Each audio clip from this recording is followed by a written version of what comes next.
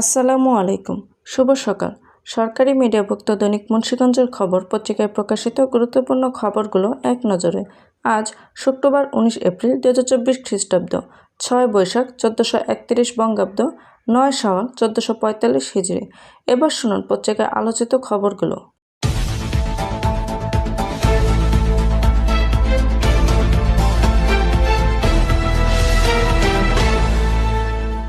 প্রাণী ও মৎস্য সম্পদ উন্নয়নে বেসরকারি খাতকে এগিয়ে আসতে প্রধানমন্ত্রীর আহ্বান।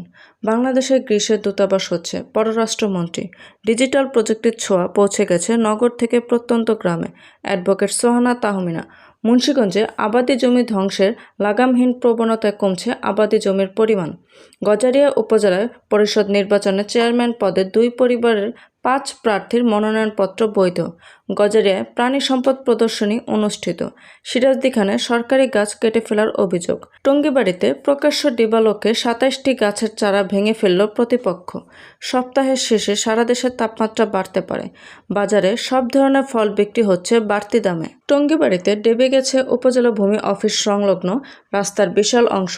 মুন্সিগঞ্জে কাগজে মোড়ানো খাবারে বেড়েছে স্বাস্থ্য ঝুঁকি। চালকদের বেপরোয়া মনোভাবে সড়কে ঝরেছে তাজা প্রাণ। টঙ্গীবাড়িতে খননের অভাবে খাল এখন শুকনো নালায় পরিণত। সিরাজদিখানে প্রাণী সম্পদ প্রদর্শনী অনুষ্ঠিত। গজারিয়ায় নিখোঁজ মাদ্রাসার শিক্ষার্থীর মরদেহ উদ্ধার। লোহজংয়ে প্রাণী সম্পদ সেবা সপ্তাহ ও প্রদর্শনী উদ্বোধন। লাভের আশায় জমিতে কচু আবাদের স্বপ্ন বুনছেন কৃষক। চৌদ্দমুড়িয়া বাজারে রাস্তার পাশে ময়লার ভাগাড়, ছড়াচ্ছে দুর্গন্ধ। ফিলিস্তিনি রাষ্ট্রের জাতিসংঘের সদস্যপদ নিয়ে বৃহস্পতিবার নিরাপত্তা পরিষদে ভোটাভুটি। সিজারিয়ান মায়েদের জন্য বিশেষ সাবধানতা। সম্পাদকীয়। স্বাস্থ্য সুরক্ষায় অন্যতম উপজীব্য। শুধু শিউলির গুণেই 8 রোগ সারে। কলার মোচায় রয়েছে যত পুষ্টিগুণ। এমনই নিত্য নতুন সকল খবর সবার আগে পেতে অভিযাত্রা চ্যানেলটি সাবস্ক্রাইব করে পাশে থাকা বেল আইকনটি ক্লিক করে আমাদের সাথেই থাকুন। ধন্যবাদ।